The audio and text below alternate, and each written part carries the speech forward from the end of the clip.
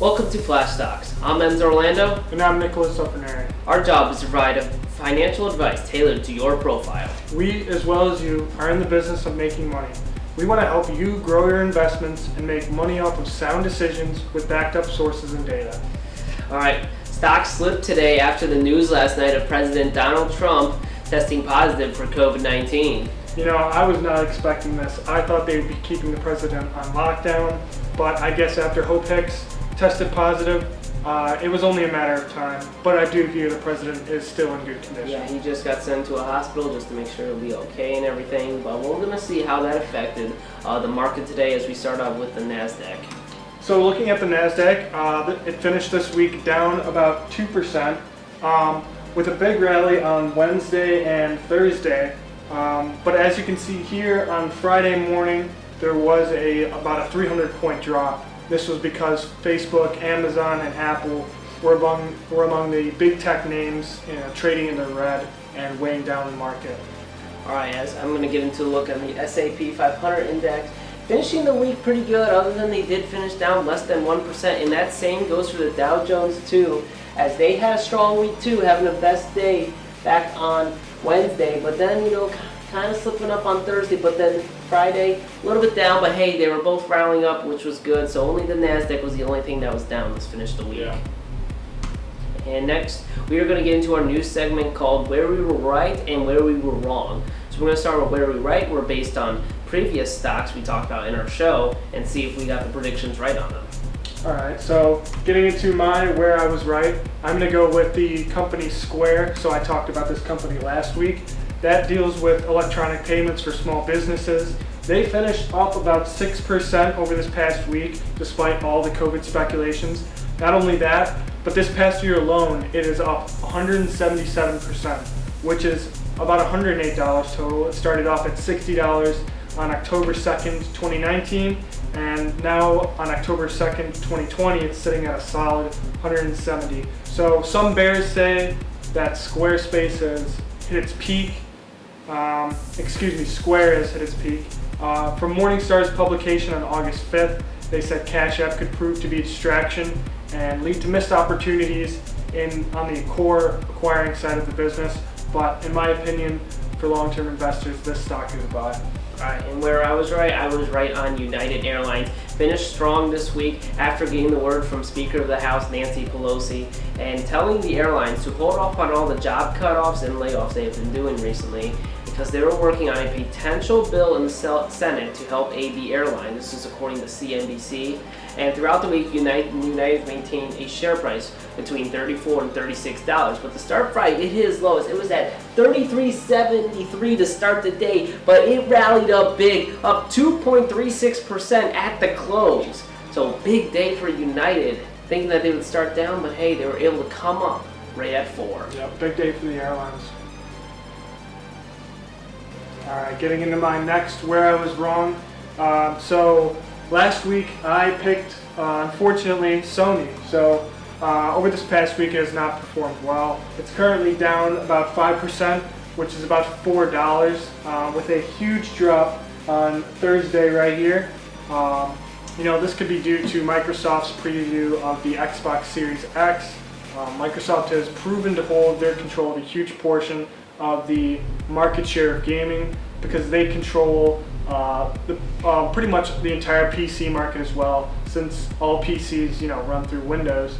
However, I do think this stock will rebound once the PS5 comes out. Although they are down 5% this week, going to their yearly chart, you can see that over this past year alone, the share price has gone up about 30%, which is about $16.75. So over the long run, I said this with Square, this is a long-term hold.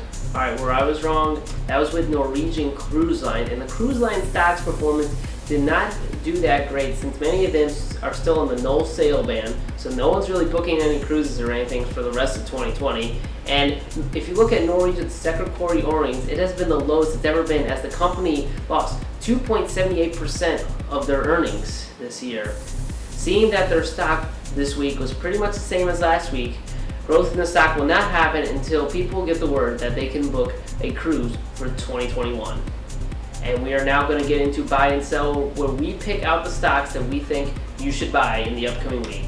And I'll start with my buy, and that is Molson Coors, as Molson Coors finished the week up 3.84%, and that is because they have been up on their sales from last quarter from what I read in their income statements. Their sales were dipping to start at the shutdown, but once restaurants and bars started to reopen again in many states, they were going up. And as of right now, Molson Coors sales are expected to finish about the same as last year based on their gross profit. Alright, so I'm going to get into my buy for the week. Everyone has heard of the home fitness gym Peloton, right? So over this past week, their stock is up huge, about 10%, slowly increasing. Started the week around $98 to $100, it was fluctuating, but it has jumped to about $107 total. This is clearly due to people staying at home during the pandemic, and you can clearly see why in their income statement. So as you can see, they have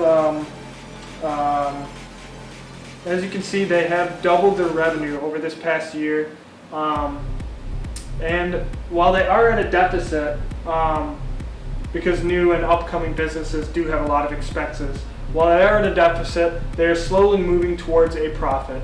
So they have a great hold in the home gym market, which proves to me to be a buy in the long term. We will have to see how this stock performs throughout the year, though. Getting into the next slide. Well, I'm going to have to disagree with you first, Nick, on Peloton. As how I see Peloton, I think right now they kind of reached their peak. I mean, it's still nice outside. You can still go outside during this, so people still want to go on runs, walks, bike rides, and all that. Yeah, so I feel like for right now, I would hold off on Peloton and wait till it gets lower towards the end of the month, because I do think it'll start to go up by then. But right now, I'm thinking Peloton will go into a dip next week and in the upcoming following weeks too. Yeah, but going to my income statement on this slide, so as you can see, they have doubled their revenue from last year. While net income, although it is at a deficit, like I said earlier, most new businesses are working at a deficit. But the number that really jumps out to me is this double in revenue. So it shows that they are increasing, sales, and their net income has more than doubled. Lessened their net income. So this is why it's a buy for me. Alright. And Nick, you're going to get into your long-term buy? Alright, so this is my long-term buy. So this stock has performed pretty well over the past week, Southwest Airlines. It is up about 2%. While it is fluctuating, it does look like a rocky chart. Southwest actually has a dominant foothold in the airline industry by offering low-priced flights to high travel destinations.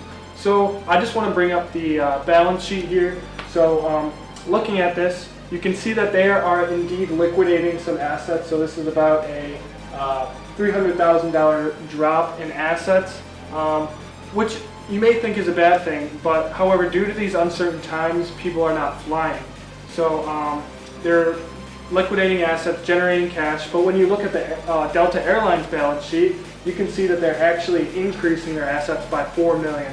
And the reason why this is a huge deal, because when people aren't flying, you wouldn't want to increase your assets, you would want to decrease them, Now looking at their income statements, this is why it matters. So as you can see down here, net income, Southwest is actually still operating at a profit. Meanwhile, Delta Airlines, looking at their income statement, they are actually in the negative, about $300 to $4 million. So this is why Southwest is a long-term buy for me. Yeah, it's a big heads up for me since I'm someone who's got Delta and looking at them already spending $4 million on more to get more assets for whatever reason. I don't know why. Yeah. But I might have to put Delta maybe a sell potentially. Yeah, who would have thought they would be increasing their assets at a time like this? I'm going to have to go with my long-term buy, and that is going to be, the music app Spotify. And the reason why I go with Spotify is a long time, because if you take a look at their income statements, their total revenue and gross profit is up from last year. And after they have an increase in active users last quarter, and along with that, they had an increase in premium users as well. So What I like about Spotify is they seem to seize some of the music market from other companies such as Google with YouTube and also Apple with Apple Music. And they offer a variety of types of different music and podcast listens because remember, they have the #1 podcast, the Joe Rogan podcast, only on Spotify now. You know, I'm going to have to disagree with you there, Enzo.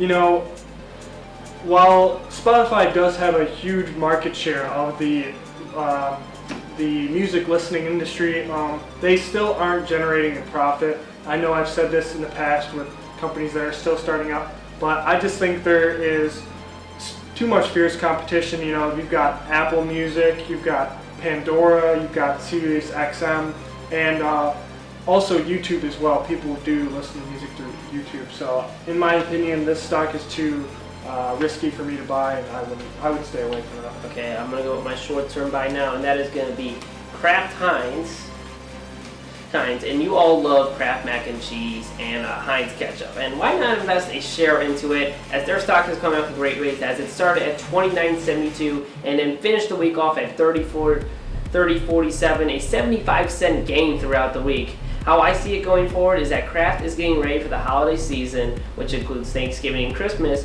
and with a lot of people leaning towards not going out on any of those holidays, more than likely going to stay home, Kraft will be one of the leading food industries during that time. So getting into our best performing industry, what is it? Well, to give you some background, we picked energy. So manufacturers such as Honeywell, General Electric, Cummins, and Danaher saw double-digit gains in 2019 despite showing a slowing U.S. industrial sector. So for GE in particular, this was a bit of a comeback year after its stock was decimated in 2018. Information I'm giving you comes from Visual Capitalist, so just to give you a better idea on which industry is performing well. Alright, now we're getting into the final segment of our show, which is Flash Finance, where we help you guys save some money. And to help you guys save some money to invest, here is one simple way to save a few extra bucks each month. So you can put that money into the market. Try saving on your electric and utility bills. Try turn off your lights when you can and switch to energy efficient light bulbs. You can also do something as simple as putting on a jacket when you get cold in your house instead of turning up the heat. This is a turn that will save you money in the long run, and you can use some of that money to invest. So remember, think long term. Yes, sir. And that will conclude this week's episode of Flashstocks. To keep up with the stock market, be sure to follow us on Twitter at stocks_flash. Till next week, I'm Enzo Orlando. And I'm Nicholas Uffernair. Stay trading, everyone.